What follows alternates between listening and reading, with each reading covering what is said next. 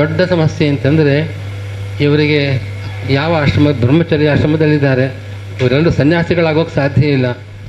ಗೃಹಸ್ಥಾಶ್ರಮಿಗಳಾಗಬೇಕಾದ್ರೆ ಅದಕ್ಕೊಂದು ನಮ್ಮ ಸಮಾಜದಲ್ಲಿ ಈ ರೀತಿ ವೇದವಿದ್ಯಾವನ್ನು ಸಂಪಾದನೆ ಮಾಡಿದವರಿಗೆ ಅವರು ಗೃಹಸ್ಥಾಶ್ರಮಿಗಳಾಗಿ ಅದೊಂದು ಬಹಳ ದೊಡ್ಡ ಕಾರ್ಯ.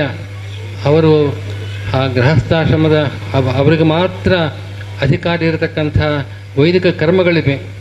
ಗೃಹಸ್ಥಾಶ್ರಮಿಗೆ ಮಾತ್ರ ಅಧಿಕಾರ ಇರತಕ್ಕಂಥ ವೈದಿಕ ಕರ್ಮಗಳಿದೆ. ಆ ವೇದಿಕ ಕರ್ಮಗಳನ್ನು ಅನುಷ್ಠಾನ ಮಾಡಬೇಕಾದ್ರೆ ಅವರ ಆಶ್ರಮ ಸ್ವೀಕಾರ ಮಾಡಬೇಕು. ಆ ರೀತಿಯಾದ ಸಂತೋಷವಾದ ಜೀವನವನ್ನು ನಡೆಸಬೇಕು. ಅದಕ್ಕೂ ಕೂಡ ಸಮಾಜದಲ್ಲಿ ಜನರು ಮುಂದೆ ಬರಬೇಕು.